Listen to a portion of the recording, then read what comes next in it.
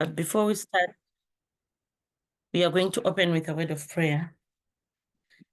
I'm going to kneel here. Let's pray. Dear God in heaven, we thank you this morning. We thank you for the Holy Sabbath. We thank you for keeping us through the week. Thank you for the gift of life. Be with us as we are going to study this Sabbath. May you bless each and everyone who's going to join the meeting. And may you help us as we try to understand your word.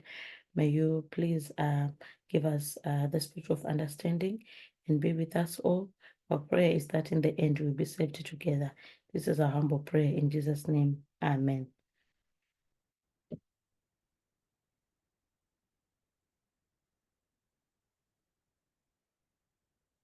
Happy Sabbath once again. This Sabbath, I thought of looking at the subject of feminism. As I've been following one or two lessons that Elder Paminda has been doing during this week. So I've thought of looking at the subject of feminism, maybe just do a revision and of what really feminism is. So what I'm going to do is I'm going to look at this subject. I know it's a revision for most people, but I thought it's wise to do that revision, especially at this time. So we are going to be looking at the three types of, the different types, of feminism. And I know that we've looked at the three waves of feminism before. The first wave feminism, the second, and the third. So I'm going to look at the types of feminism, the cultural feminism, we have radical, and we have liberal feminism. So I'm going to look at them in depth and look at how all these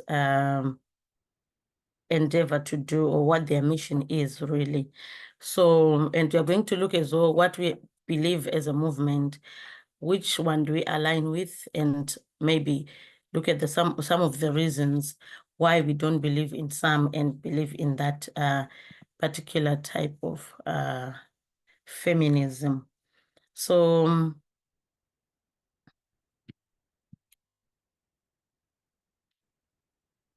try and zoom my document. Okay, so when we learned about the waves of feminism, we spoke about the first wave feminism. Let me write there.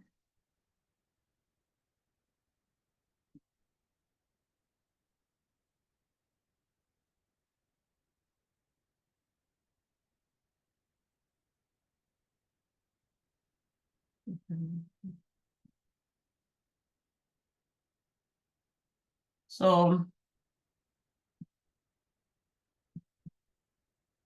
the three waves of feminism.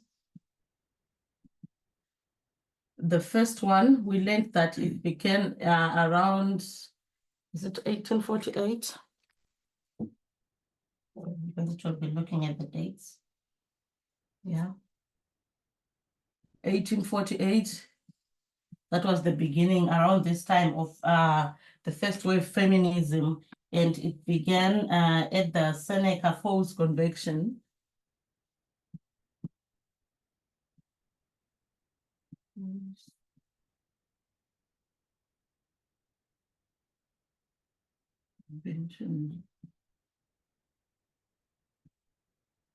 That was the first wave, and this Seneca Falls Convention, it was a women's rights movement.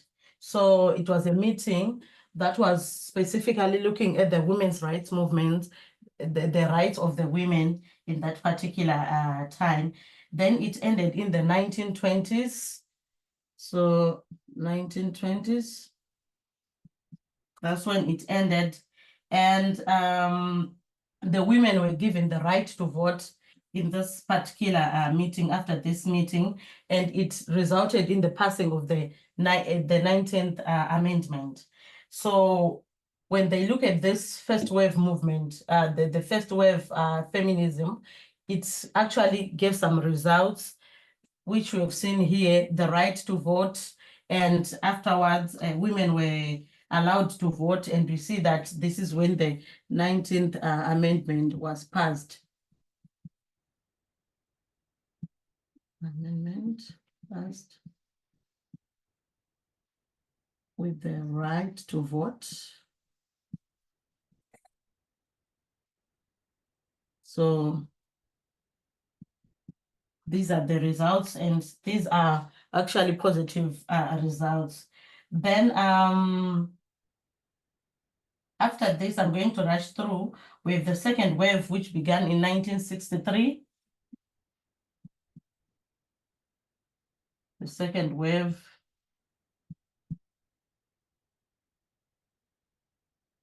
(1963). And in this one, we saw that there was a book that was written and published, which is called The Feminine Mistake. So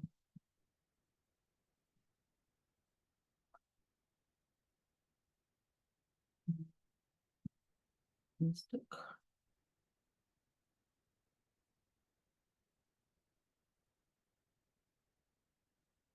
In this book, specifically, it was fighting for the for the rights of the women, for equality specifically. So it talks about equality, that women demanded equality with the men. And during this second wave, there were two beauty pageants. The other one was done in 1968, and the other one in 1970. And these were all protested by the feminists. So these beauty pageants.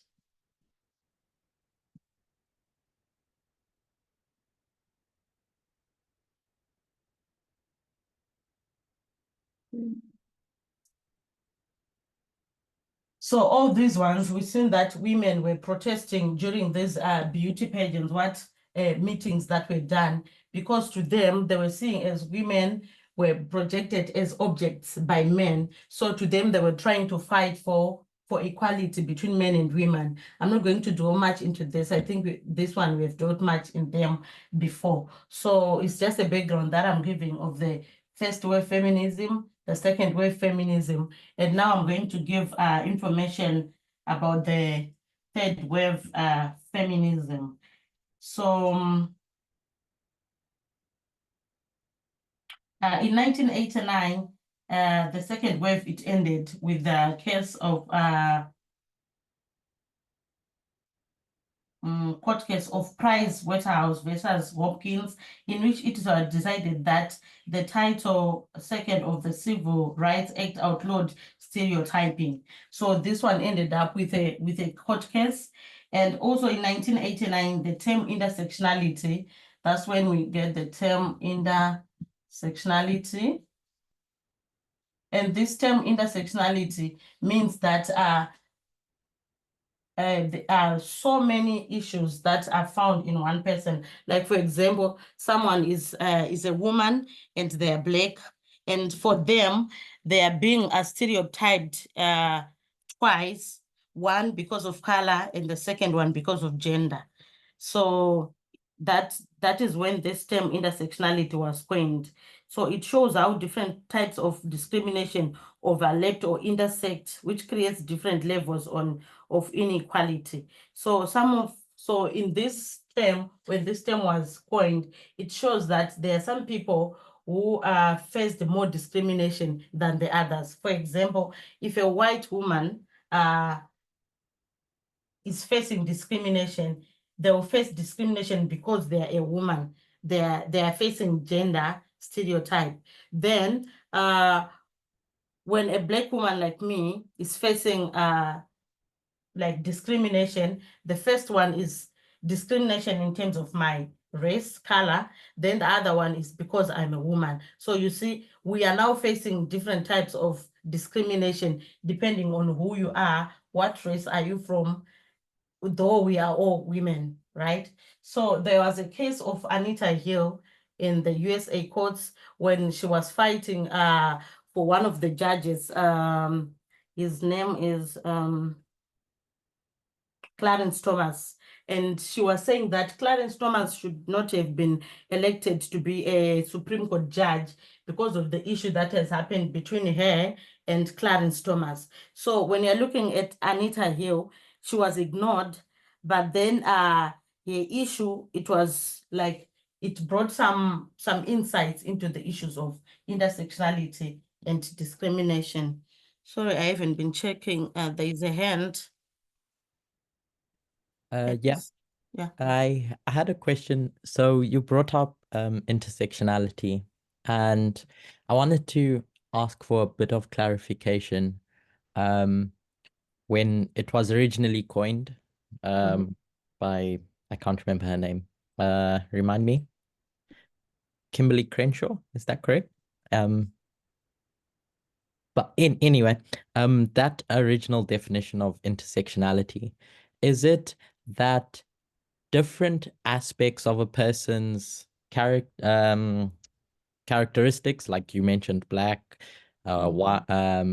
woman, class, etc., combine to create like levels of discrimination?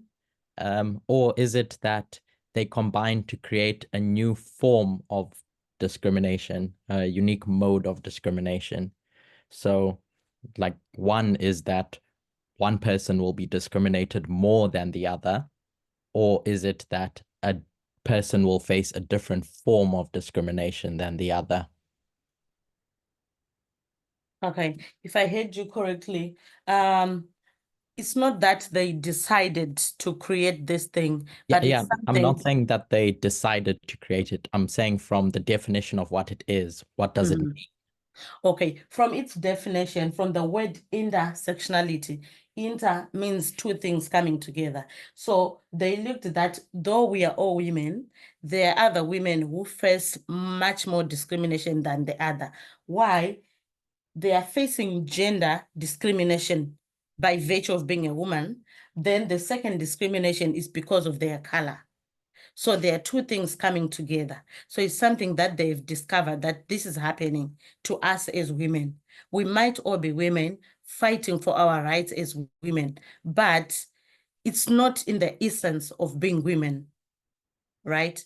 For example, when you go back to the first wave feminism, when women were given the right to vote, it wasn't women in the actual sense that were given the right. It was white women that were given the right to vote, right? So the Black women were put aside. But now this is why when we are now moving to the third wave feminism, this is when they start to open up and say, look, even though we are fighting for the same cause, but it seems as if the Black women are facing more discrimination because of who they are. Yes, it was white privilege for women. Thank you, Natalie.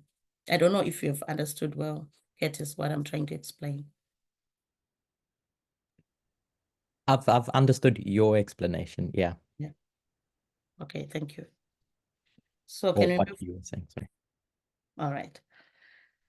So this issue of Anita Hill and Clarence Thomas, which happened in 1989, when we had this term, the intersectionality being coined, it led to the start of the another wave of feminism, which is the third wave feminism.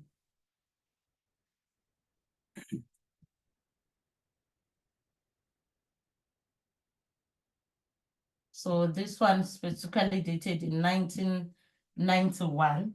So this is when the third wave feminism began. And in this, the third wave feminism is the one that we're still in at the moment. But when this was happening, it is also important to note that the case of Anita here, although it was ignored, it is the one that has sparked the third wave feminism. And she outlined, Anita Hill outlined why Clarence Thomas shouldn't have been nominated to be the Supreme Court judge. And she explained that because of that, the Supreme Court have showed that they were sexist in that regard. So this issue, so I would like just to put it here, Anita Hill case. under the third wave feminism. So this third wave feminism, it ran from 1991 coming on forward. And during this, we need also to acknowledge the 2006 event where the Me Too movement started, right? So this Me Too movement is when women were now being cognizant of the sexist traits that were happening around them. And some would, in the first and second and third, there are some who didn't join this movement. But in 2006, it became so apparent it was like a worldwide thing. And more and more women were joining, and they were saying, we too, we need to fight this discrimination against us as women. So so this is the history of the waves of feminism. So from these waves of feminism, we are also going to look at the types of feminism itself. So when you look at these movements, they were just movements, like they were happening in a certain period of time. Like this one happened in 1848 up to the 1920s, and they would have something, an objective that they would be fighting for. Like these ones, they were fighting for the right to vote.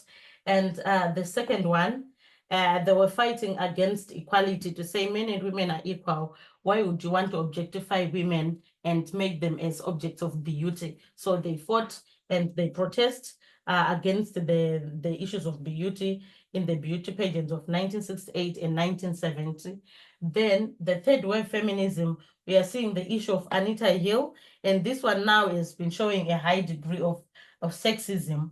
Why? Because it's being done by the highest board, the Supreme Court. And you see that someone who has been sexist is now promoted to being a judge, a Supreme Court judge, yet there is an issue with Anita Hill that was not solved and it was ignored. And now we get to the 2006, the Me Too movement, when more and more women were joining this protest against sexism, like in the areas that they were living. So now I'm going to look at the types of feminism. I don't know if there are any questions with regard to this before we go to the types of feminism.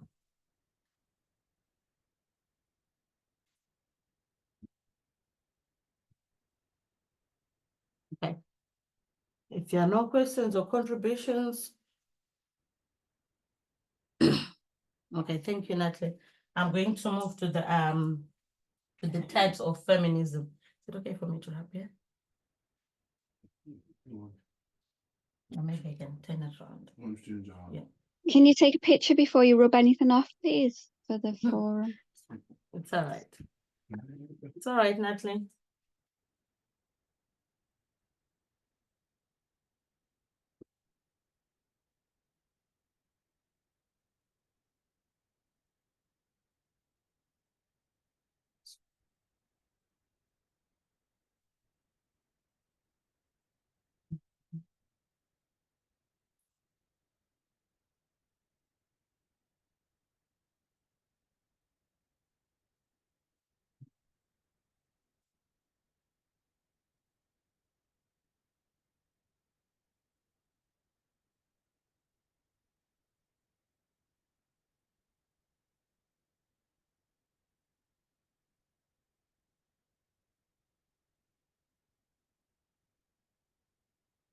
So I'm going to be looking at the types of feminism.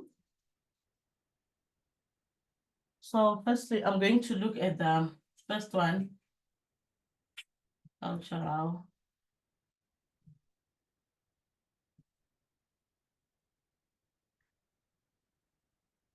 All right.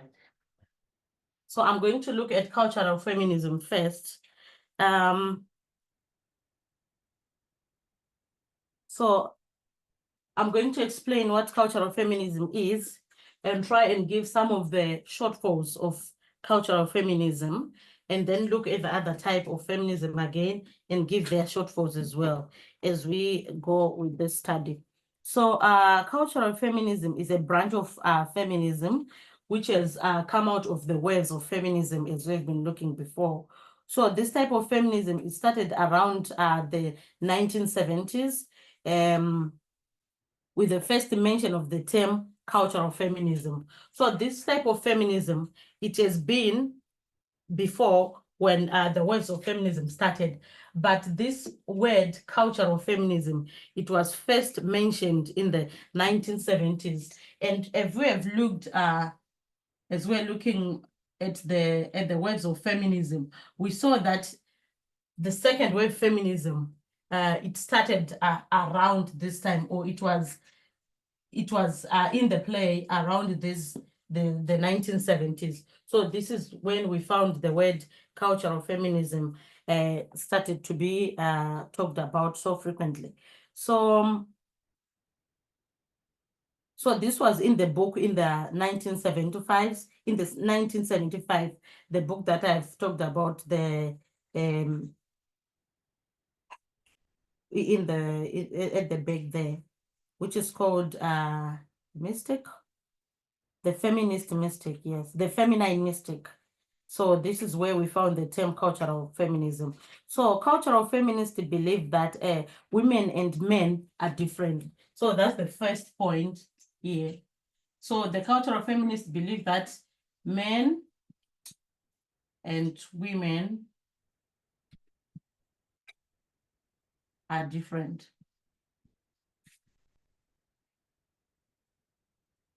So if you notice, automatically, this is showing some sort of disparity there, because we know that we believe that men and women are equal, but the cultural feminists, their first point is that we need to acknowledge that men and women are different. And we are going to see where they get this from and what are their conclusions. So they say that men and women are different, and they say not just physically, but in how they think and act. So they say they are different in terms of the physically, act, and think. So to them, if you look at a man and a woman physically, they're different in terms of structure, how they act, they also act differently and also think differently. So they've given this as things that differentiate between men and and women. They also say that these differences can be because of biological factors or societal factors. They believe that the essence of being female are of equal value, in some cases superior than that of men. So they say that the superiority maybe of men and women, they say women can be seen as more superior than men, and those characteristics can be taken advantage to by the female. So the females, they say they are more superior than men, according to the cultural feminist. So they think that these qualities should be celebrated and respected. So the other point is celebrated and respected.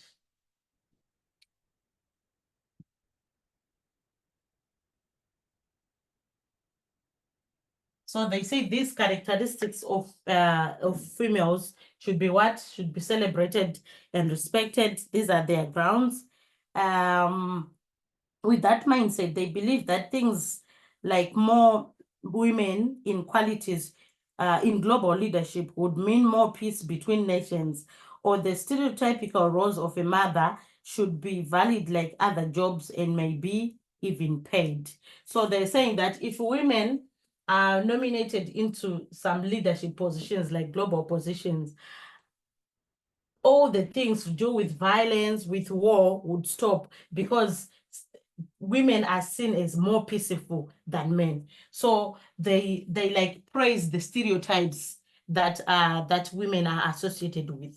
So to them, women are more peaceful and they can promote peace in the globe if they're nominated into these positions. And also, they are saying that these characteristics, like the mother-like characteristics of a woman, should also be be celebrated, and jobs that women or mothers do should be paid also. They also founded women-only places like the women shelters. And this cultural feminist tries to create a female culture inside of what they consider a male culture or in the world. So to them, this is the world. And to them, the world is so sexist, it's masculine. But inside this masculine world, they want to create a what? A feminine world.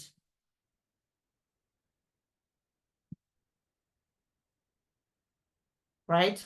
So this is what they want to do. They don't want to do away with everything that is in the society. They're only saying, yes, we acknowledge that men and women are different, but we need to live side by side in this world. So we are creating a world of our own alongside the world of males, or the world against the world. So if you are looking at this scenario here, the cultural feminists, they are not saying we want to do away with everything that is in the society. They want to say we want to live within the society, but women need to be valued and to be seen as equals with men in their own respect. So this is what cultural feminism. I don't know if there's something to add or to question about this.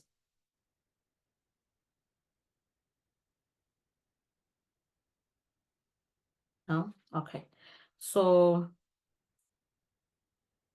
I'm going to give an example of this cultural feminism. Think of the Catholic Church as a whole, like Pope Francis or whoever Pope is there at the moment. The Catholic Church itself, they celebrate a female figure, Mary, the mother of Jesus.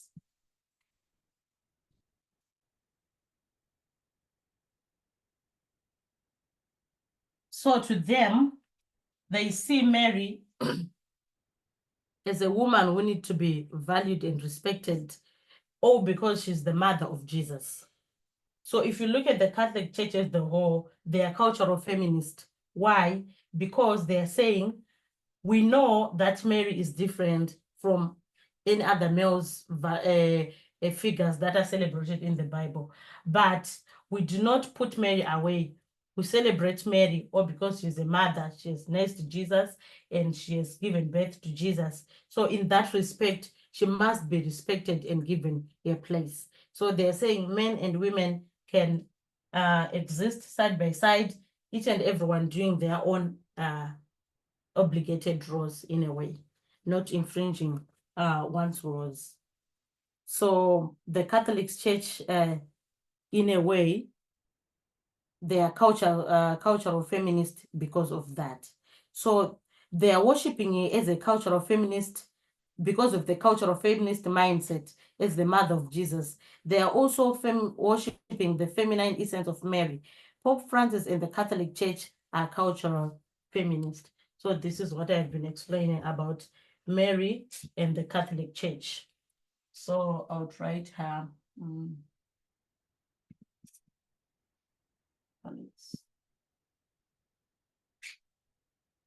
Is an example of a cultural feminist. So the next type of feminism is liberal feminism.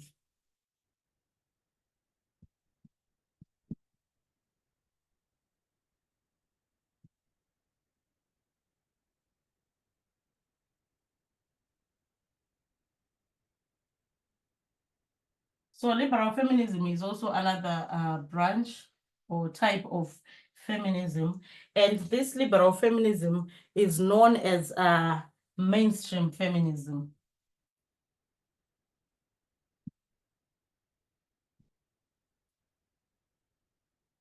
This is known as mainstream feminism, and we're going to look why it is called mainstream feminism. So liberal feminism is the oldest form of feminism, and it's dates back from the 1700s. So this is the oldest, and it dates back from the 1700s. This type of feminism, and It is the main branch of feminism, with the other strains such as cultural feminism being smaller branches. So this one is the main. This is the main type of feminism, liberal feminism. And cultural feminism and radical feminism, they all out branch from liberal feminism. So we are going to see how they branch and what are the reasons behind this. Liberal feminists believe that everyone is equal regardless of gender, and it works to achieve gender equality by reforming laws and politics. So these ones, they believe that everyone is equal.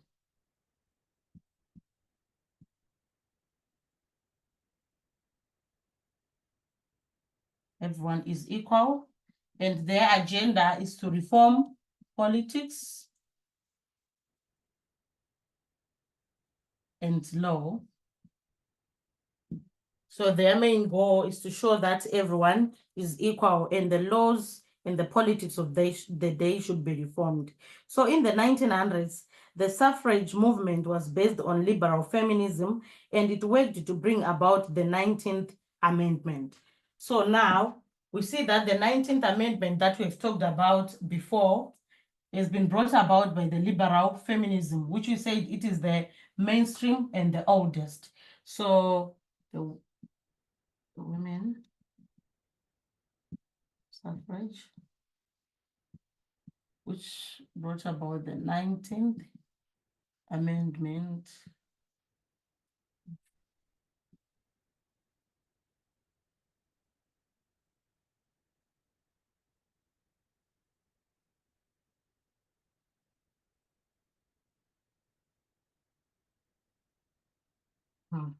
So we see that liberal feminism is associated with the 19th Amendment and the right to vote, which was done around the 1920s when women fight for the right to vote.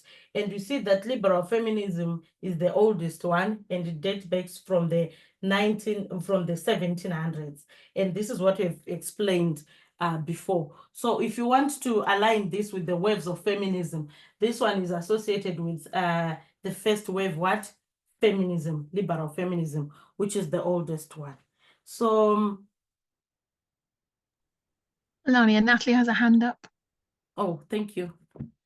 You can go ahead, Natalie. Sorry, I wasn't checking. Yeah, hi. Happy Sabbath. I was just wondering, would we say then that liberal feminism wanted social reform and work within the system? Okay, sorry, Natalie, can you come again? Yeah, would we say that liberal feminism, Mm-hmm. they want social reform, like Elder Paminda said recently, or someone did, and work within the system? Yes, that's very true. Both of these, they work within the system, because the liberal feminists are saying everyone is equal. And because of that, the politics and the law should change to make sure that everything enjoys the same privileges. Like the right to vote, males were the males were the ones who were voting before this thing here. But after this, their fight was, we need also to vote as women. So what they are saying basically is, we are in the same society, we are in the same community. Males are enjoying more privileges than we do. So can we have the same privileges as our counterparts, the men? So they are not reforming the, so like they are not doing away with the societal structures. They are saying, yes, the structures are okay, but you need to see that we are also equal than men. I don't know if that's clear. Yeah. All right. Okay.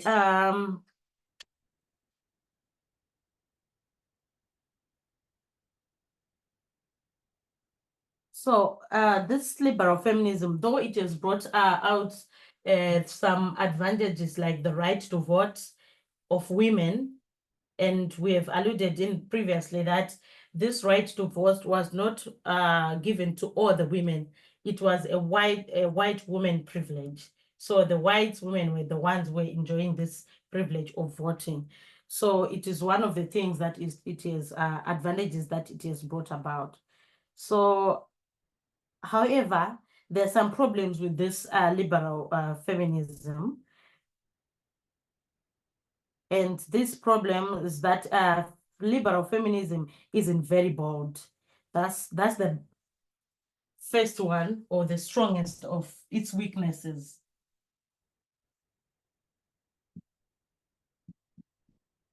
It's not bold.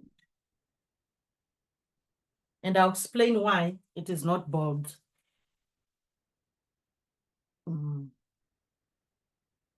So liberal feminism works to make reform within the structure of the society and culture rather than challenge the whole patriarchal structure itself. They are happy to integrate women into the sexist structure instead of realizing that the structure itself is sexist and fight against it. So, like you've been saying, Natalie, liberal feminism, instead of it fighting the structure that is sexist, it wants to integrate the women into that same sexist environment. So it does not fight, it does not fight the very roots of sexism.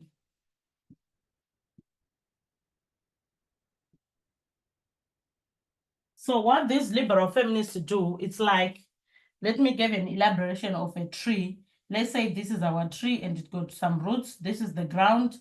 And all we see here is the tree, right? We don't know how deep the roots are. Then liberal feminists are just saying, we just need to accept this whole structure here. Let's integrate into this. But they are forgetting that this structure they are seeing on outside, it is being fed by the roots that are coming from underground. So for them to deal with to deal with the problem of inequality, they are not going to deal with it here outwardly, like to outmost deal with it. So if they deal with this thing that they are seeing on the outside, they haven't done anything, because these roots will always feed to the tree. So for them to deal with this problem, they need to deal with the roots, and they know that this outside structure is done for good. But for them, they're okay with this, even if it is being fed by sexist tendencies and attributes from down below. So that's the problem with liberal feminism. So in a way, they claim to be equal in courts, but there is no real equality there. Yeah, men are still superior than females. So that's the weakness of liberal feminism. Okay. Did you see the question left in the chat? Okay. Yeah. I'm not seeing the by chat. Curtis? Can you read for me, please? Yes, yeah. Curtis said, are they okay with it, or is it just the best they can do? From my own perspective, I don't think it's the best they can do. They can do more than this, as we are going to see with radical feminism. Sorry, when I said the best they can do, I meant the best they can do given the circumstances. So obviously there'll be the best that ultimately a person can do in the universe. But what I meant is, given the situation that they're in, is it the best they can do? Okay, can you explain the situation, Curtis? What sort of situation? For instance, in America, the way that the let's go with women not being able to vote. They could go about creating a whole new system, for instance, hypothetically, or they could solve the problem today that they have today, in which they do not have that right to vote, so they go and seek that right to vote. And that would be a liberal feminist, as you pointed out. So they're constrained by the situation that they have to I say today, but I mean at the time. So it's the best that they could do given the situation. Like Paul, for example, did the best that he could do given the restraints of society. Curtis, don't radical feminists do more? Aren't they extreme? So couldn't we say that liberal feminists just are a bit lazy? They didn't do enough. Yes. So I'm when I say do more, I'm trying to distinguish it from achieving the best possible universal outcome. And the example that I gave was of Paul, for instance, when Paul says, go back to your slave master, submit to your husband, all that pragmatic statements that Paul gives. It's we would say that, or even God, when God issues verdicts in the Old Testament and throughout the New Testament, we would say that, in inverted commas, given the context in which the Israelites lived, it was the best that God could do given that situation. I'm not saying, because if we use your argument, you'd say the best that God could do would be to eradicate sin completely.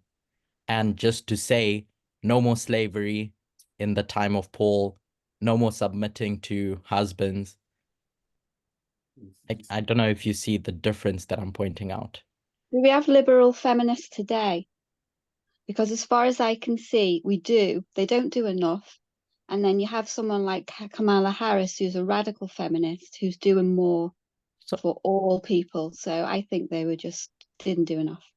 Kamala Harris is seeking presidency within the system. That's the primark of liberal feminism. She's still quite radical.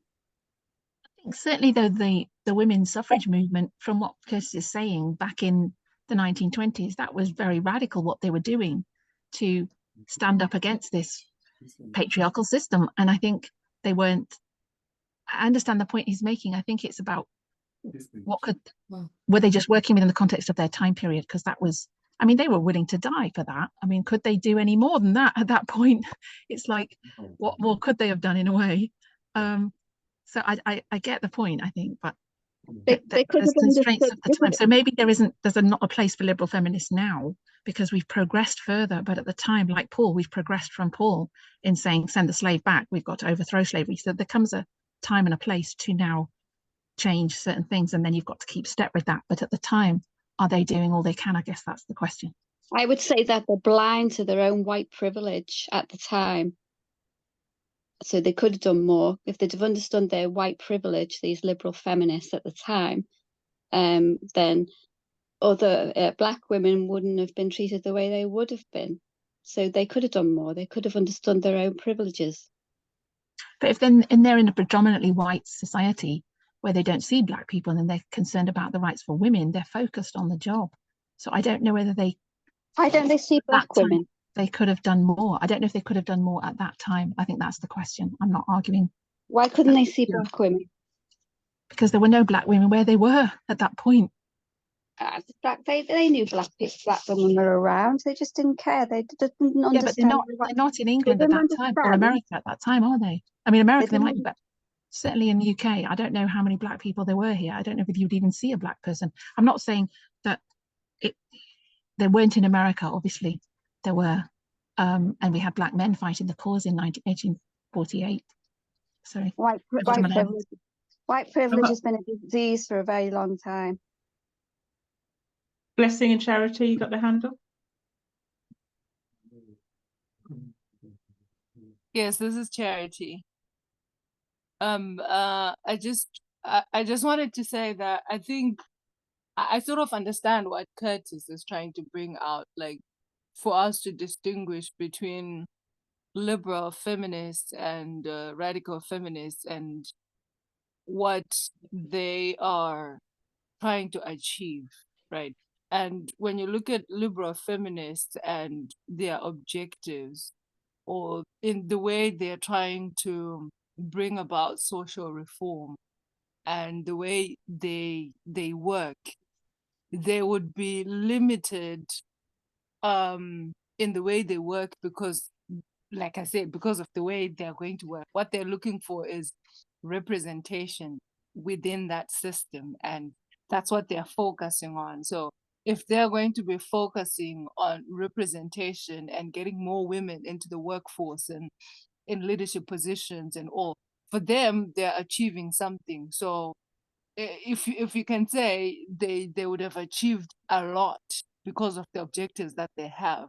But when you look at radical feminists, they're not focused on that. They desire social reform, but they're going to do things in a very different way from mainstream feminism, and that puts them in a different path in terms of the focus that they have in achieving equality.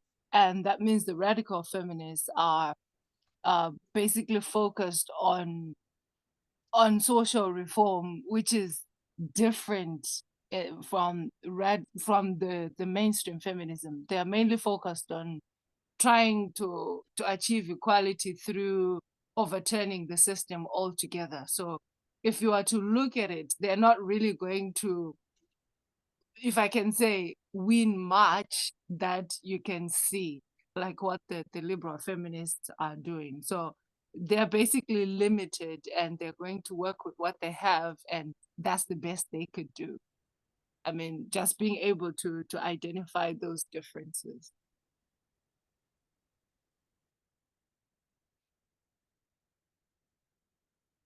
All right, thank you for the contributions. From what has been said by all the speakers that have spoken, I would like maybe to explain more on what Curtis has been saying. I think it's a matter of dispensations. Like you see, these are the first wave feminism. Liberal feminism is the oldest one, and it is the first that is trying to fight for equality. Obviously, you can't achieve the best thing that you'd want to achieve, like to say men and women are equal, we can all do the same, we need this and that, like those highest things that you can achieve. So you start from the first step, you achieve the first thing, then you go to the second one, going to the third and stuff like that. This is the reason why we are going to see that these other types of feminism, like cultural feminism and radical feminism, they all evolved from liberal feminism. So liberal feminism is the first that started, and they fought for in their dispensation for the right to have a say in politics and in law, like the right to vote. I understand the fact that is being said that maybe there were no Black people at their time. So that is the reason why they just fought for the right to vote for women. But as time progresses, as we enter into the second wave feminism and the third wave feminism, we see that there were more Black women in America.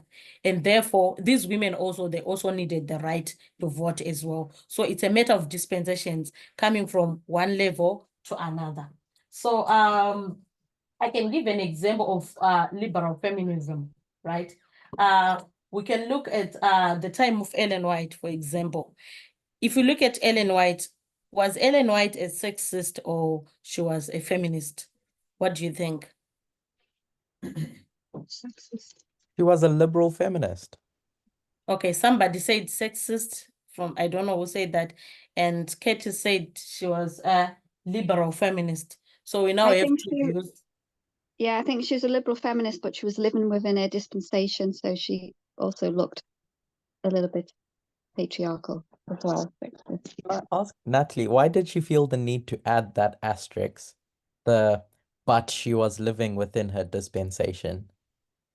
Because that's what we're talking about with liberal feminists, because it was dispensational, and that's why they didn't fight for Black people. And so, and then I'm just answering the question of Melania about Ellen G. White. What was she? Mm-hmm. I agree with Natalie there. I'm going to explain why. You see, Ellen White was living in a sexist, purely sexist society. And if us as Adventists would like to look at her, some people would say she was sexist right? Because she would give counsels as if women, you should know your roles as a woman, the woman's place, you should make sure that children, you are taking care of children, the kitchen. When she was giving those counsels, it was more directed to women instead of males, right? So in a way, she was saying, women, your place is this, and males, your place is this. But when you look at aspects to do with dress, she was given counsel that she was against the dress mode of that time, to say women were wearing those big skates and dresses that would even wave the ground when they are walking. And some of them would even put some wooden planks so that they can hold the dress in place. So she was all against that, to say this is bad. You can't expect women to dress like this. She was against the dress mode of that time.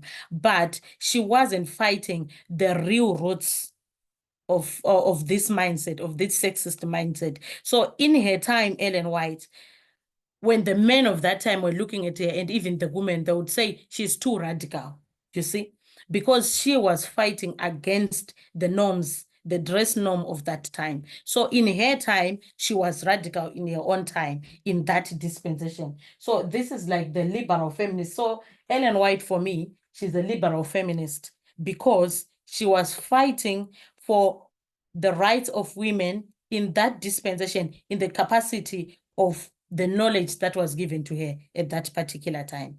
So this is why I'm saying Ellen White was a liberal feminist in my own view. So liberal feminism, in a way, they are not fighting the roots of sexism within their time. What they're doing is they want women to feel more comfortable in that same society that is sexist. So in a way, they are not fighting the real problem, but they are only fighting the branches that they are seeing. So I'm going to read here. In the chat, Curtis has said, what is it? I can't see it now. No, sorry, Debbie. You can. You took it off. You You took it off can now. move on. Okay. I didn't want to stick on this point. No, okay then. All right. Thank you. Sorry, Melania, you go ahead. Okay, it's sorted? All right. Yes. Okay. So liberal feminists are happy to integrate women into the sexist structure instead of realizing the structure itself is sexist and fight against it. They choose more representation instead of dealing with the institution. It's a compromise of some sort. So another problem with liberal feminism is that is the distinction they put between personal and political issues. So to them, liberal feminists will say that personal subjects, which are subjects in the home, aren't political issues. What they might not realize is that the personal is political, but to them, it's not. So I want to elaborate this point here. Liberal feminists, they just want women to come and fit into the already existing institution. They are not fighting the institution itself. So what do? To them, each and every woman has got their particular problems. So in a way, they're promoting individualism.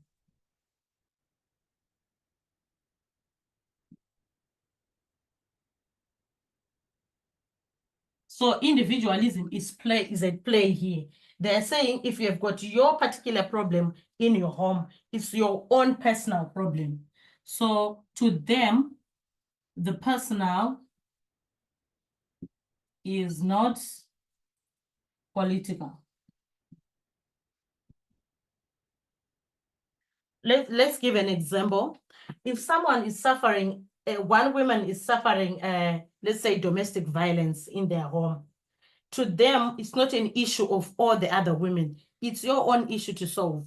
So they're promoting individualism, to say some issues are just individualistic. They don't need to be solved at a corporate level. So to them, those issues are separate and distinct, and they need to be solved personally. So they don't realize that something that is personal is also political. Something that happens to someone as an individual affects the whole. So to them, they don't believe in that. So this is another very strong weakness of this type of feminism, which is liberal feminism, which we need to take note of.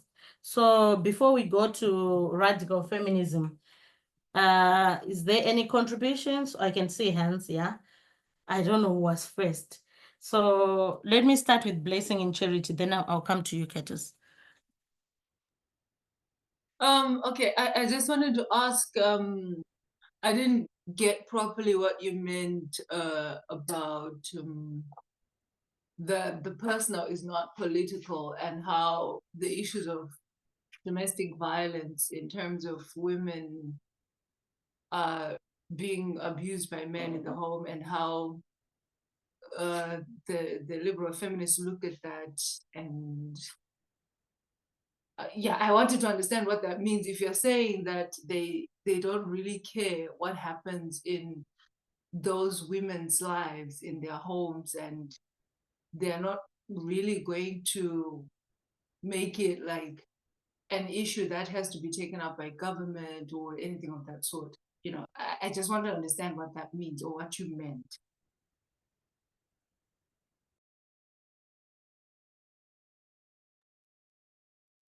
Sorry, you're muted. Oh. Yeah.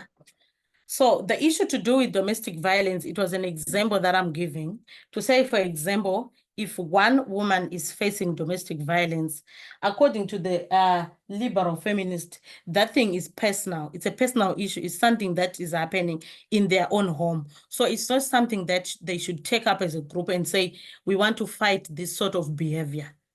So to them, that's why I say they are promoting a sort of individualistic mindset to say there are issues that you can solve individually in your home. That's your own personal issue. It does not affect the other people as a whole. So to them, the personal is not even political. It's your own personal issue. Deal with it. We have other issues that are corporate, that we can come and hold hands together and solve. For example, the issue to do with voting is something that is political. It's something that affects the whole society. So it's something that you can hold hands and say, okay, we need to vote. I need to vote. You need to vote. It's something that affects all of us. But when it comes to issues that happens in your home, it's your own baby to nurse. You have to deal with these issues on your own. So I don't know if you have understood how I've put the issue of domestic violence into place.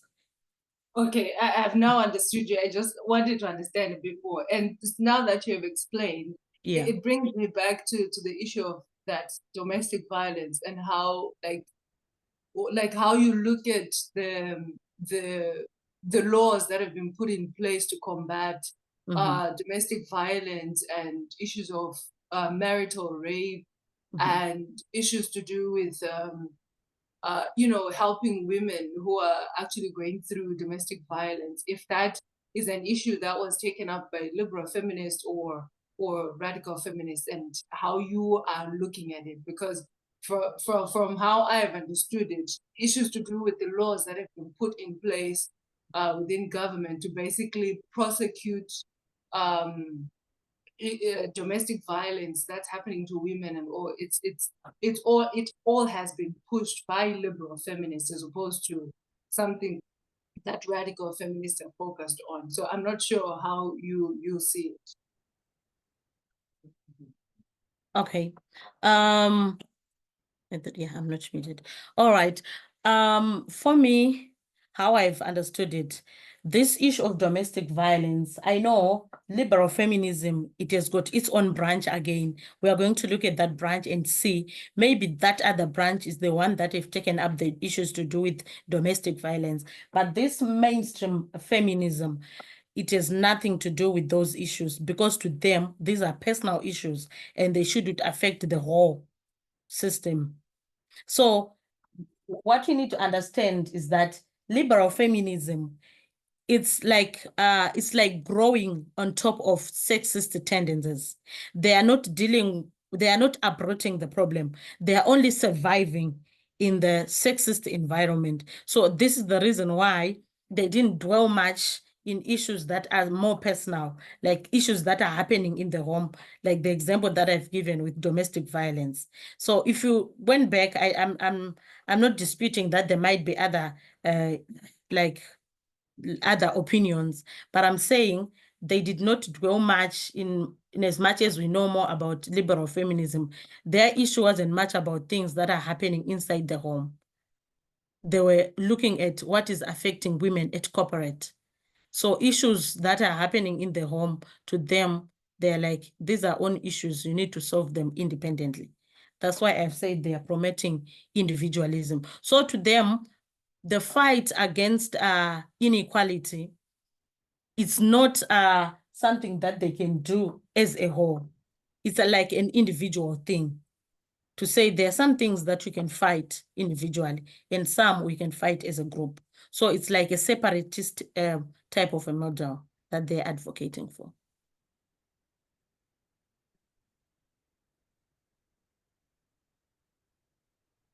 If Charity is done. If Charity is done, we can go to Curtis. Yeah. Are you done, Charity? Sorry. Yes, I just have more questions, but I think I'll just leave it there. Okay. Or Okay. maybe, Charity, we can look at your questions when we have finished this whole study, after we have looked at the other branch of liberal feminism and done radical feminism. Maybe they will be answered along the way. Okay, thank you. All right. Oh, okay. Well, I guess maybe then my question will be answered as well, but I'm gonna ask it now anyway. Okay. Which is, I guess alongside what Charity was asking is, when you're going through these different branches, specifically liberal and radical, I guess what is it that you're identifying as the difference? Are you identifying what they're trying to achieve as being different, or are you identifying how they go about achieving that thing as being different? Because I think when you answer that question, it will answer the remaining questions that I might have or that other people might have. Yeah. Okay, that's fine. Oh, let me just go ahead and see how your questions can be answered. But all I'm doing at the moment is I'm looking at a type of feminism.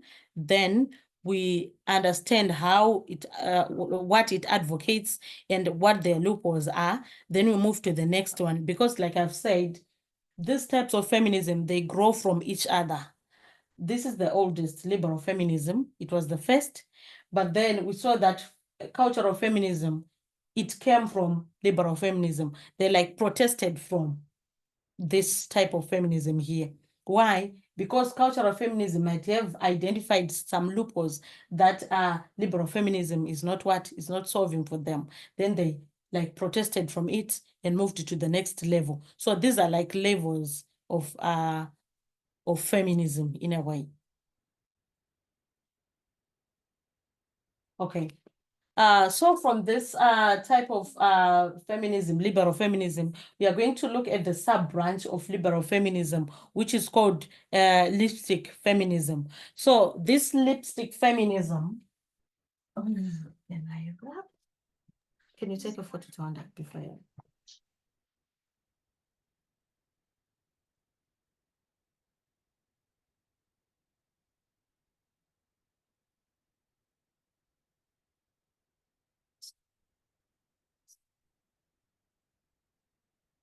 So I'm going to wrap this and look at the other type of feminism here.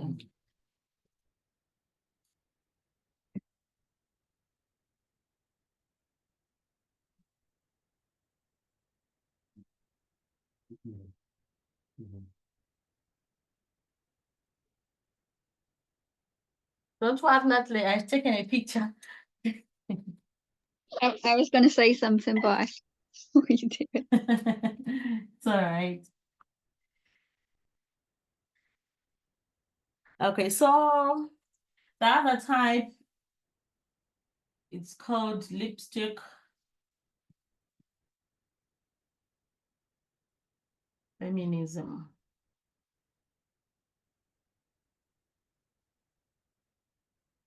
So this type of feminism, like I said, it's a branch of liberal feminism.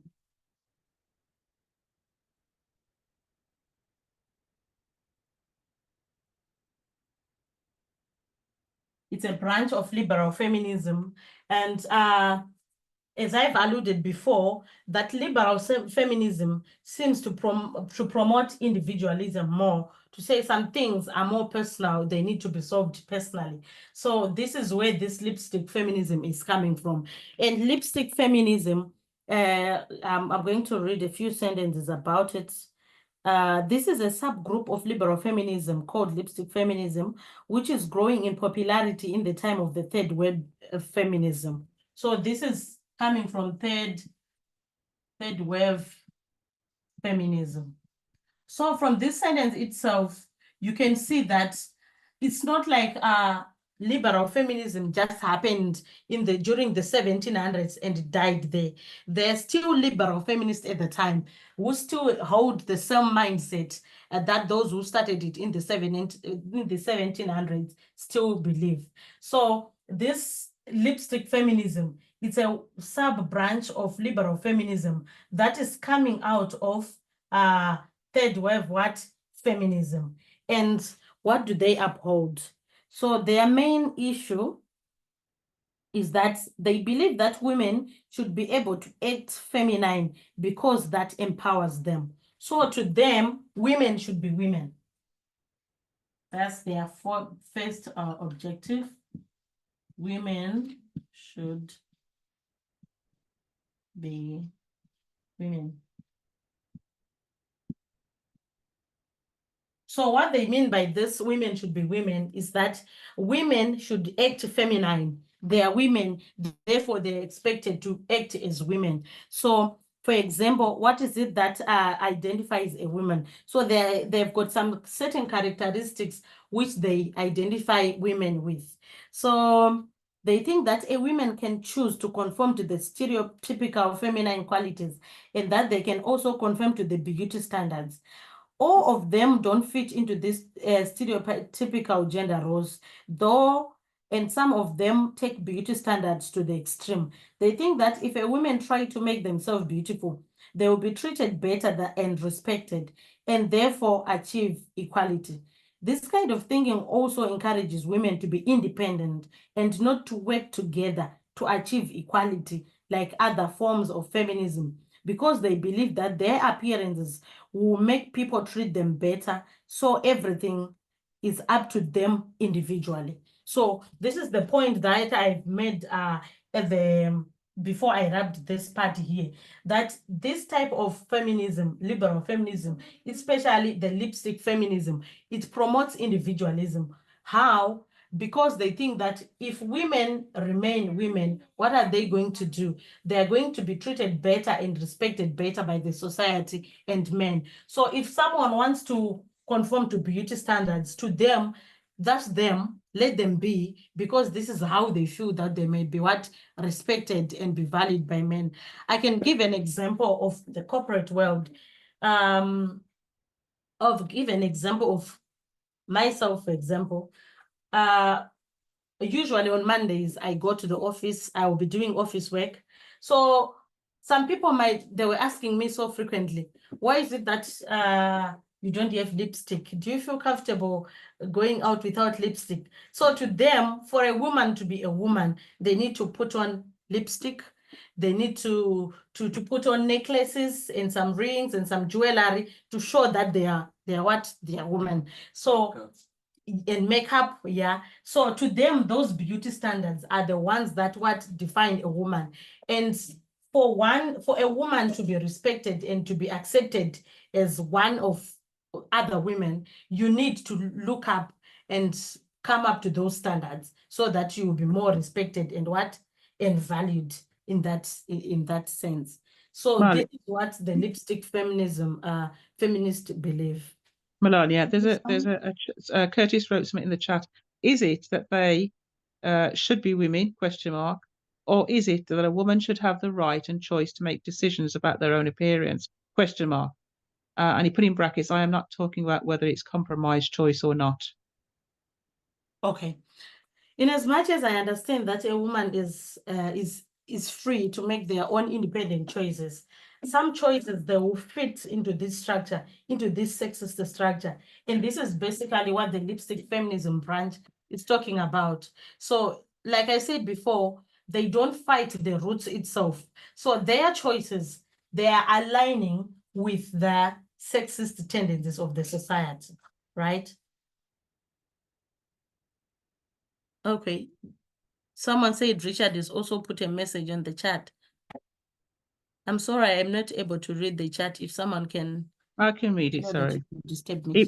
Richard put July 1st, Trump SCOTUS ruling shows liberal feminism that all are now not equal in politics and law. Okay. Thank you, Richard, for the contribution. So I was saying that this branch of feminism here, they are not uprooting the cause of sexism. They are like sitting comfortably on top of the sexist tendencies. So to them, if a woman says, choose to wear makeup and say, this is what makes me comfortable and feel respected, let them be. Even if that is the norm or the standard that is used by the world to judge a woman, they don't mind as long as they feel comfortable. So it's two-way, Curtis. I don't know if I have answered. Yeah, I get you. I guess what I was trying to understand or see is that what it seems like is that lipstick feminism seems like a not a risk, but like an outcome of an underlying principle.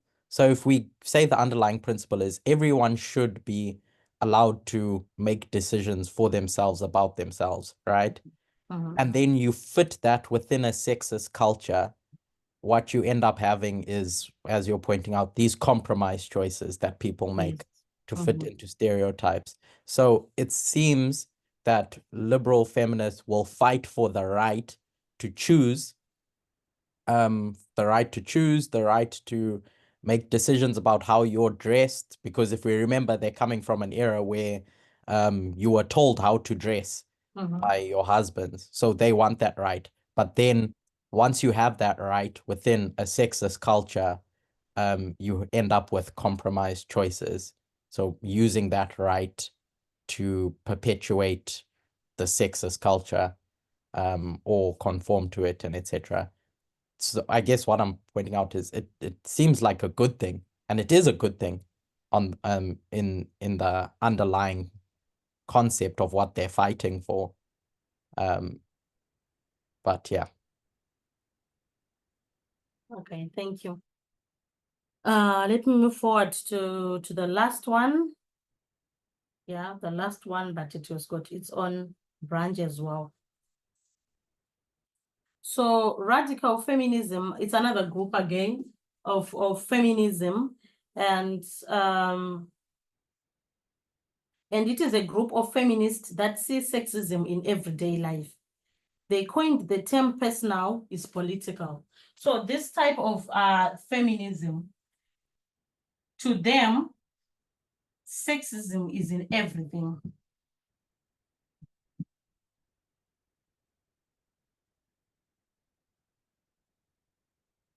So everything that they see in the society is sexist.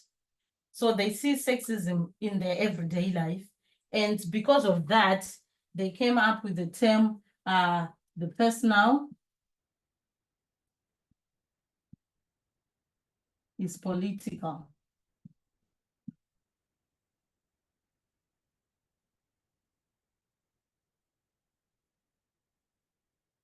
Right?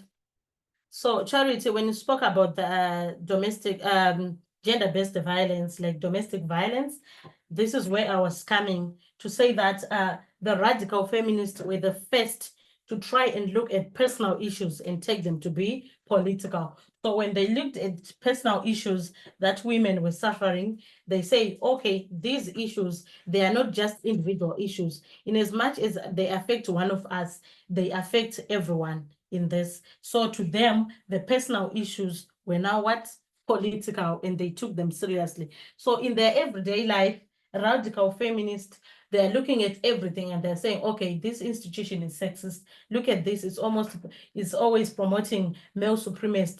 Look at this, it's almost taking every woman down. So to them, everything in society, the society itself is sexist. So unlike liberal feminists who believe that their personal choices don't have anything to do with the greater part of the society, radical feminists don't believe that the two could be separated, meaning that the choices they make in their personal lives, they affect people around them. So these radical feminists, they believe that something that happened to each and every one of the women or each and every person, these things, in as much as they are independent, but they affect the society as the whole. So to them, these individual issues, they are very much important and they need to solve them because they affect the society as the whole. So to them, individual issues affect the whole thing. So they need to fight these individual things before they affect everyone. For example, they accept that sexism in their personal lives could lead to other women also experiencing sexism. This is a major point here. So when a radical feminist is looking at gender-based violence, if a woman is suffering violence from their husbands, for example, to them, they will see that it will eventually affect the other. Why? Because this woman will just accept it and say, okay, it is normal for me to suffer this violence from my husband. So the next woman as well will also emulate that and say, okay, if this one is suffering and is quiet, who am I to speak up? I'll also suffer in silence, you see? So different people will suffer in silence, yet they don't share this and solve this together. So this is what liberal feminism was doing or is doing. Liberal feminism will say, okay, that's your own thing, you need to solve it. But this radical feminists are saying, no, we can't leave our own or one of ours suffering and yet you're doing nothing. We need to help them and fight this thing together. So to them, they want to fight as a group. They are fighting against individualism in this words of feminism. So that's radical feminism. And also, unlike the other forms of feminism, radical feminists don't want their ideas to integrate with society. They want society deconstructed and rebuilt without the sexism, because they understand that sexism is woven into the very foundations of the world. They believe that sexism is the root of all inequality. So unlike liberal feminism, I've given an illustration of a tree where the roots are feeding the tree itself. So these radical feminists are saying, we are not accepting anything that we see outside, be it the fruit, be it the leaf or the branch of the tree. What we want are the roots, because to them, this sexism is in the roots of everything. So they want to uproot everything and they want to deconstruct,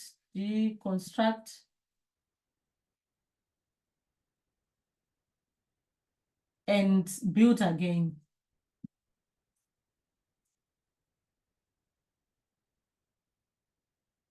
So when they are looking at the society, they are seeing everything wrong about it. Everything is just wrong, and they want to deal with the problem from the roots, and they want to do away with all the structures of the society and start again to build without sexism. Build again without sexism. Because all the problems that we are having, they are coming from sexism, and to them, sexism is woven into the structures of the society, and there is no way you can remove sexism from this society rather than dealing away with it, like destroying everything and starting again afresh. So this is what radical feminists aim to do. They don't need to like fit into the already made society and say, we can survive in this sexist environment as long as we are upholding our own principles. They are saying, no, we cannot even put these principles into place. We need to do away with everything and start all over again. Melania, Yeah, Natalie? do you think a radical feminist will have to break the law of the land to do that? Yeah, because they are protesting. I'm not encouraging to say they should do that, but they are prepared to do that. Yeah, They're prepared to die for it and say, we can die for this because this Yeah, is what is right. yeah, they resist Yes, laws of the land. yes. Okay, thank you for that. So these are the radical feminists, and this is their thinking when it comes to how the society is looking like. So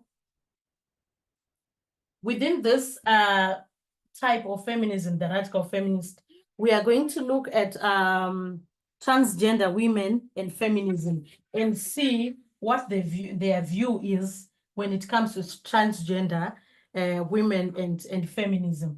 As if you look, before we came to radical feminism, the other two branches, they were just talking about biological women.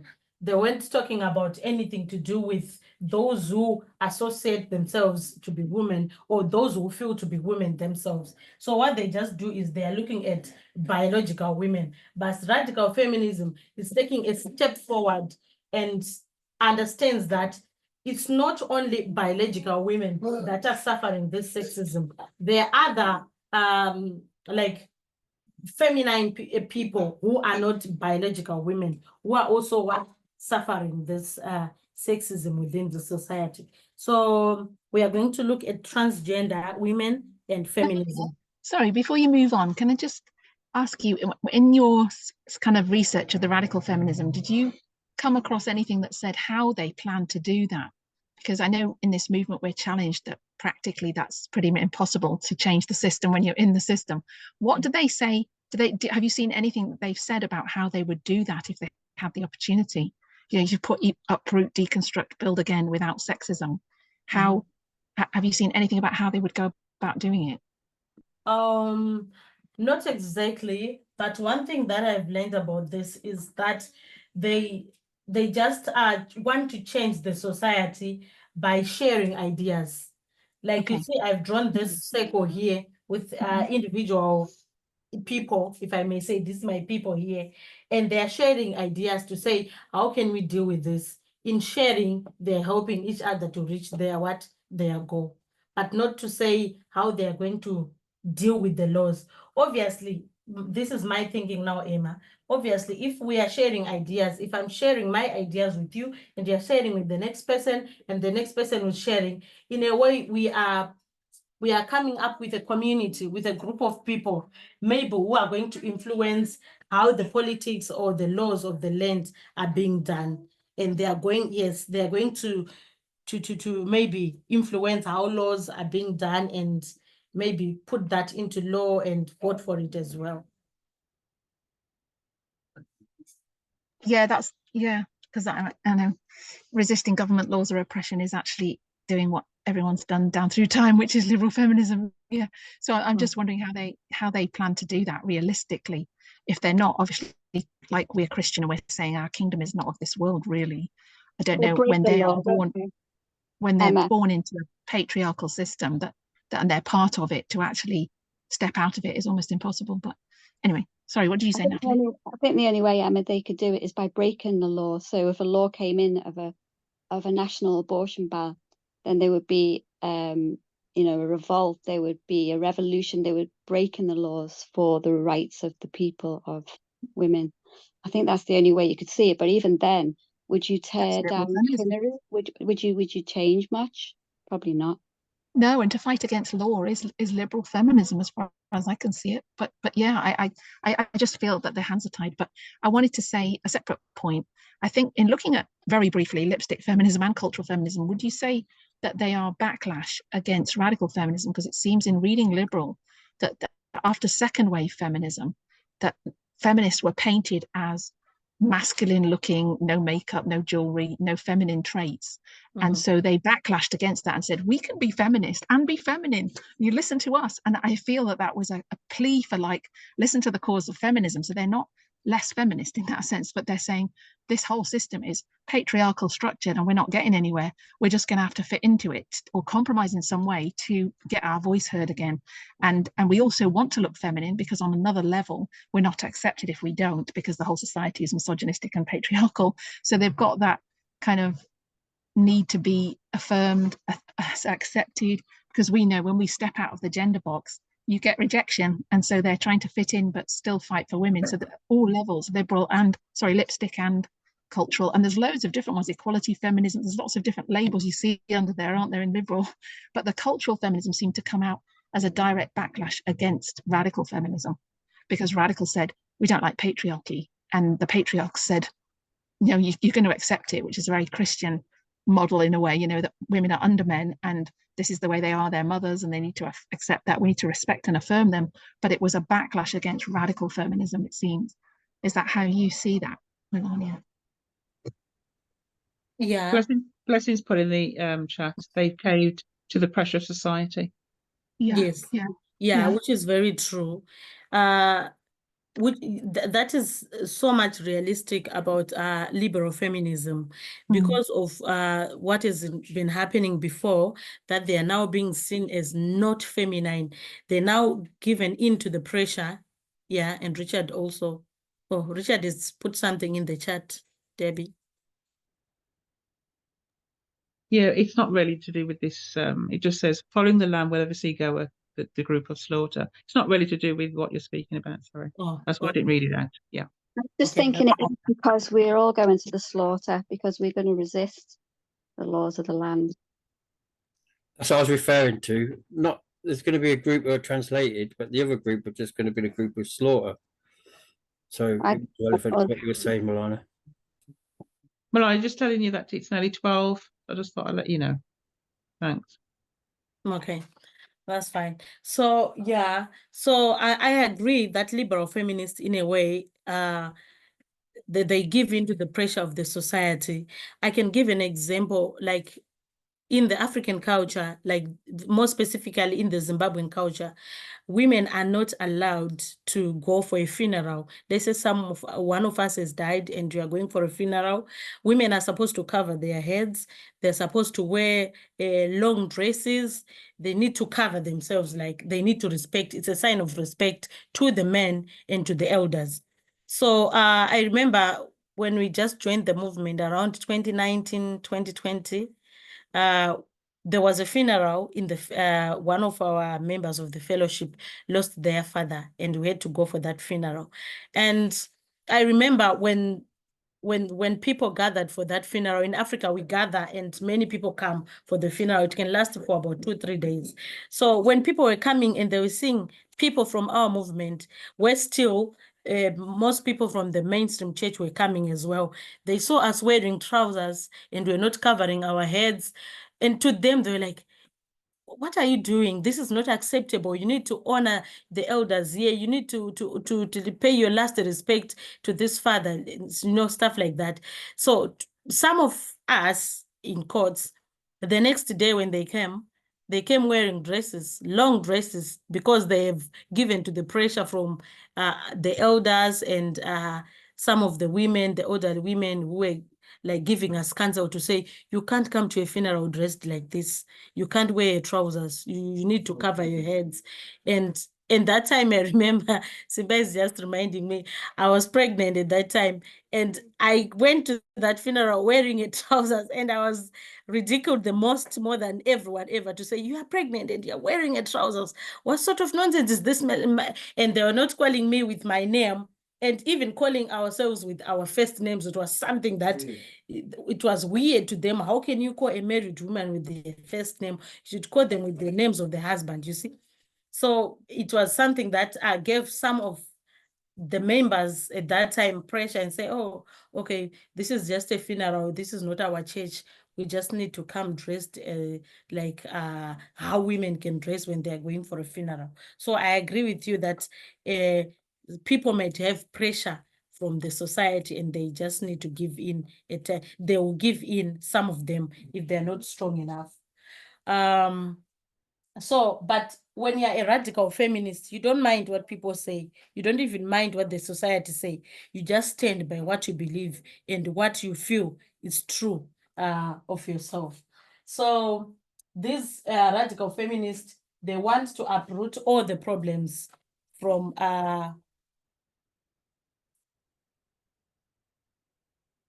oh, I didn't get that, Richard.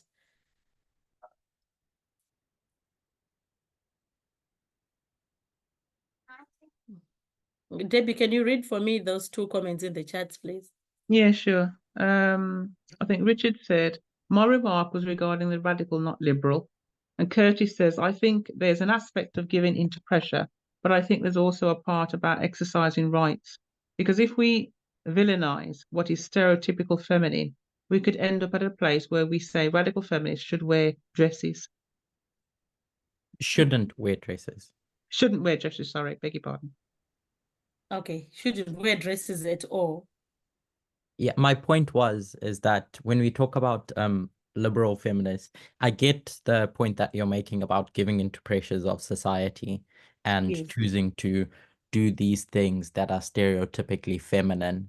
But I'm suggesting that we also look at doing these things as exercising one's rights to dress and how one wants to, whether they wear pants or whether they wear a dress. Because if we villainize liberal feminists for doing stereotypically feminine things like wearing dresses, you put lipstick, but I'll just give I'll say silly example, wearing a dress, we could end up at a place where we say that to be a radical feminist, you reject all things that are stereotypically feminine. So you shouldn't wear a dress as a radical feminist. And I'm sure we can see that that's silly. Yeah. And I'm sure dresses are not always like for women. I think there are cultures where men actually wear dresses. I'm speaking generally. Yeah, I understand where you're coming from. But I'm also noting the point that we might think that it's feminine to wear a dress, but there are cultures across the world that That's like men, yes, but it's a stereotype generally. I understand that. Would we say that about makeup and jewelry as well? Because I think in the past we have, I mean, obviously in the movement we don't wear makeup and jewelry, but in the world we've said we'll spot a liberal or a radical feminist by makeup and jewelry. And if they're wearing makeup and jewelry, oh, they must be a liberal feminist. But I think that equally goes about what you're saying about dresses to radical feminist. It doesn't mean that a radical feminist can't wear makeup and jewelry as well, or would wear makeup and jewelry. So I think it's important for us not to judge by outward appearance, really, because it's a bit simplistic a picture. Yes, it is. Yeah. Okay. I think though, Melania, that your point is good in the sense, depending on the situation, it is good to make a point for sure, to stand up for, you know, if there are those who are weakening to the pressure around them, that we have to make a stand to, we don't weaken. I think that was an important point. Okay. All right, that's fine. Let me just move forward because of time. I think this is the last of this part here, the radical feminism. So radical feminism as well has been divided in the 1970s into two groups. And it was more apparent during that time that there is a division there's a split in radical feminism. So we know that we have got three groups like radical, liberal, and cultural feminism. Those three, but as well, radical feminism has also been divided into two. So the majority of the radical feminists didn't discriminate against transgender women, and they fought alongside them for equality. But the minority didn't want anything to do with transgenders because they opposed the self-identification of people. They believed that the gender that you are born with is what you are, and didn't give people the choice to identify with the gender they felt comfortable with. So within this radical feminism, we have seen that there are now two groups. There is the minority. Let's start with the majority. There is the majority of them who didn't discriminate who say no to discrimination. No discrimination. Then the minority here, they're the ones who are now discriminating against transgender women. Transgender. Why? Because this minority here, they feel that the gender that you are born with is the same that you should maintain. So they're saying maintain your gender. If you are born feminine, if you are born female, you are female. If you are born male, you are male. And this majority here, they are saying no discrimination. We should fight together. We have the same cause to fight. So this is how radical feminism splits in this time here around the 1970s. Right? So these two groups, the minority and the majority. So their issue was, if you are male, you need to maintain that you are male. Their primary issue was that if you are born male, there are privileges that we have enjoyed, which have not been enjoyed by females by virtue of their gender. And if you are female, there are discriminations that you suffered from childhood, from the time you were born until the time that you know that you're supposed to protest against these sexist tendencies. So to them, it was not fair to equate a biological female with a transgender females. They did not, for them, they did not have the same cause. So this minority group here is discriminatory against the LGBTQ people, and they're saying they're not the same as as us. So in 2008, trans exclusionary radical feminism, which is regarded, this one, the majority are the trans inclusionary. Yeah, this is trans inclusionary radical feminist, and this one are the exclusionary the test. yes. So this is the TEF. Okay. Sorry. Thank you, Natalie. This is the TEF and TIF. So this is the difference between the two radical feminist groups. So they've splitted because of the because of the transgender women. So so I want to look at how at what we believe here as a movement. What is it that we go with? Do we go with? I know we are radical feminists. If you go back to the line, I'm going just to put it here. 1989, 2001, Sunday law. I put the bigger line and the second advent. If we look at this line, this is our bigger line. So why did I put this one on? We know that in each and every dispensation, we have got two sub-waymarks here, the increase of knowledge and the formalization of the message. So we are here, we have passed the raffia and we have passed the panium. Raffia is the increase of knowledge and panium is the formalization. And where are we? We are here towards the towards the Sunday law. And our increase of knowledge, it was about, it was feminism here. And here it was radical feminism in 2021, radical feminism. But of these two, we now know that there are two branches within radical feminism. Which do we align with?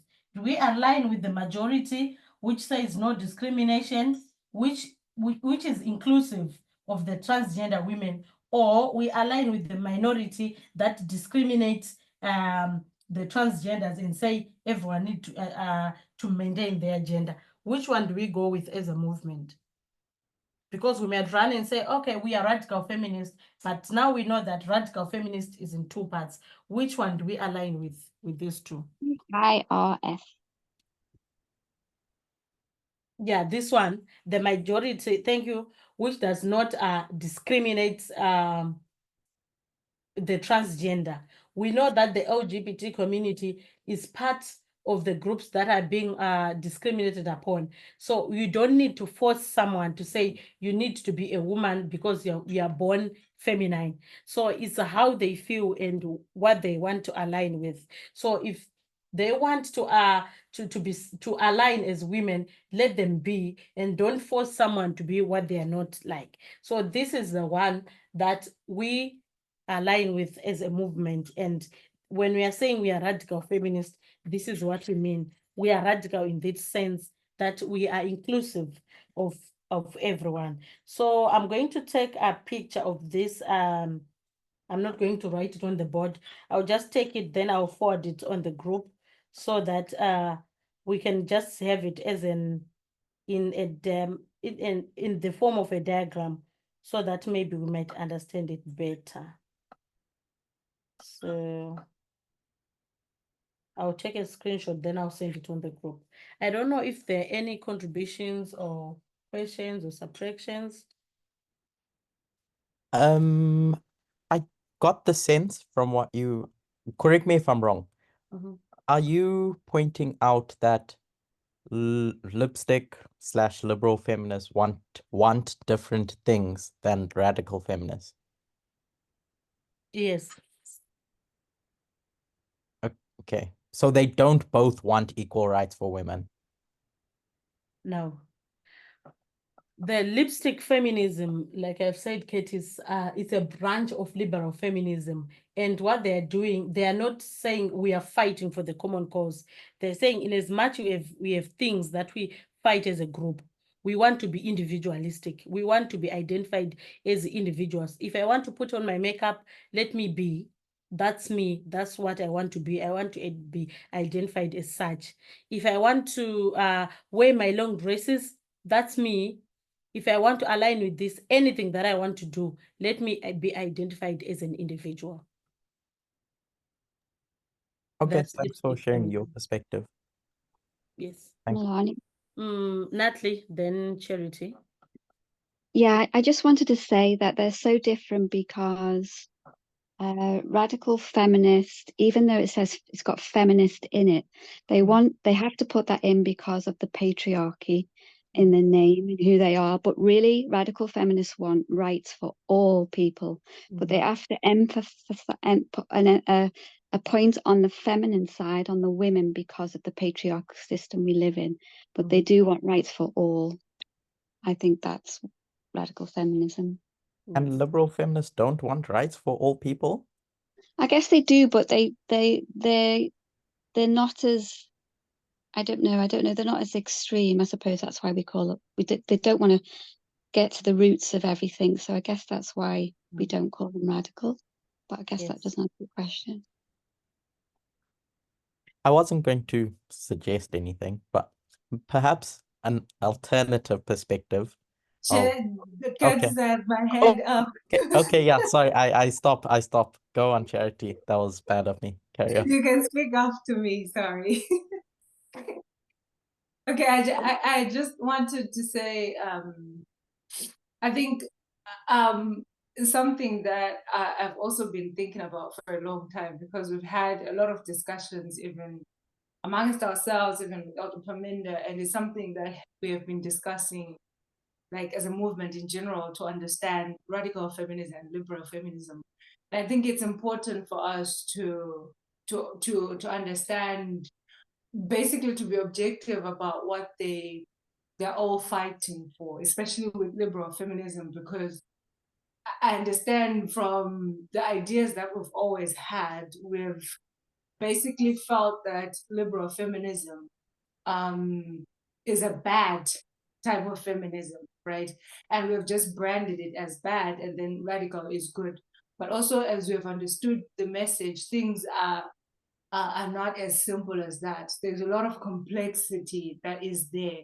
And part of it is us being objective about what liberal feminists have actually been doing and what they stand for, and be true and accept what they have done that has actually benefited society, which is all the things that they fought for, and then also understand what radical feminism is standing for. And part of it also for us as a movement is to understand, okay, why are we aligning with radical feminism, and why wouldn't we align with liberal feminism? And does that make liberal feminism bad and then radical feminism good? And I think it's something that we really have to think about, because when you look at liberal feminism, they have done a lot of good work that have benefited all of us in society. They have fought for rights, for laws to be put in place that have benefited women. And even also with the issue of domestic violence, if you have to look at it, they have fought for I don't think if you were to ask a liberal feminist if they, on the issue of domestic violence, they'll tell you that they don't care about what happens with the woman in the home, in terms of when they're abused, but they are also standing against the issues of domestic violence and all. And I think it's important for us to look at those things in an objective manner. Yeah. Okay. Thank you, Charity, for the contributions.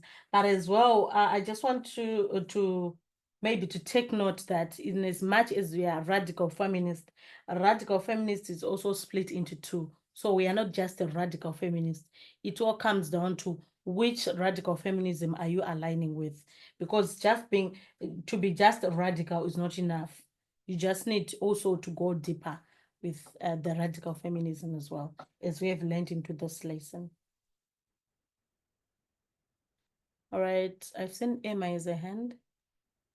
Yeah, just on that point, I was just getting sidetracked from my question, actually, which was connected to what I guess Curtis and Charity were saying, that when I was reading about lipstick feminism, I've just been reading a bit more about it. It says that they wanted to embrace femininity while still being politically active.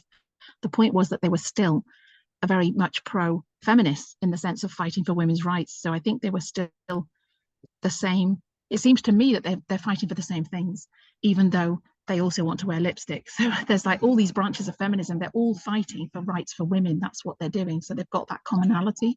I don't know if that is kind of that's how I'm seeing it. And it's very interesting looking at the history of the lipstick thing, how suffragettes were issued with lipstick as a rebellion thing, as well as in the Second World War, because apparently Adolf Hitler hated lipstick. But anyway, that's another story. So but I wanted to look into that more, and I started reading that just now about how it's changed in its symbolism of why they wore the lipstick. So that's quite interesting too.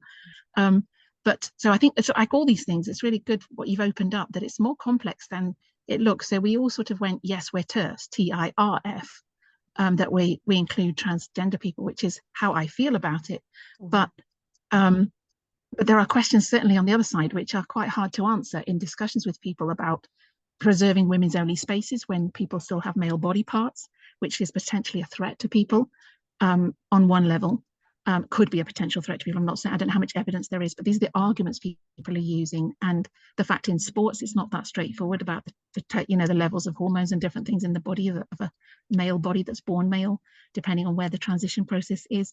So there's some of those questions I still, for me, are not completely answered in why people are arguing some of those cases, because obviously some people might be just anti-trans full out, but others are making a case that actually this isn't that straightforward, and I'm not sure about how much they should be included in, not me personally, and I'll stop there because I'm not saying, I'm just seeing how people reason it. They're not all reasoning it from a prejudice against transposition, I don't think. And so that's what I'm kind of wrestling how to address that with people, in the sense of it's not clear to me, this whole argument. It's not that black and white about, because we don't understand it all fully, but that doesn't mean that we're not obviously standing up for the rights of everyone. But I think it's important to be aware of the arguments people are using and some of the questions people are having over these things. It's not that always that straightforward as to say these people, like we've done with liberal feminism, these people are bad because they don't do it this way. It's not that black and white. Okay, thank you, Emma. Maybe just the conclusion remarks, if there's no one else who want to speak. I think in as much as this whole like all the groups of feminism are fighting for the same cause, equality. There are levels to which they are fighting, like they are protesting. Radical feminists, obviously, they are doing it more extreme than what the liberal feminists and the cultural feminists are doing it. And as well, these other groups of feminism besides radical feminism, they are perpetuating sexism, like what sexism and patriarchy, like what Nyathi has put in the chat. Because in as much as they are protesting against inequality, they're saying, okay, we want to do it in here on top of these sexist tendencies, right? So that's the major difference with the radical feminism.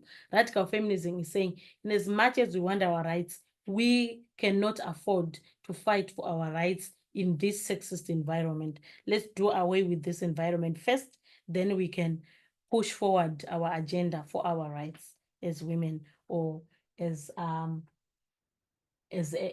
group of, as an inclusive group, including the transgender women. So that's the major difference between the other group. And for this reason, I think, and I believe that's the reason why we are radical feminists and we are the TIRF radical feminist rather than the other type. So if there are no other questions or additions or subtractions, we are going to pray and finish our study. Then I'll hand over to Debbie. Okay, let's pray. Dear God in heaven, we thank you. We thank you for the gift of life. We thank you for the time that you've given us to look into the groups of feminism and the types and the waves themselves. We want to thank you for opening up our understanding as we were going through the studies. May you help us to gather more information and understand it better. Our goal is that we might be saved in the end. As we are looking at approaching the Sunday law, we pray that you help us to understand these messages as they come. Bless everyone who has joined this study and those who haven't joined. And may you bless the ongoing camp meeting. We pray that we understand everything that you want us to understand at this particular time so that we can make the right choices that we ought to make. Thank you for this time and be with us all. This is my humble prayer in Jesus' name. Amen.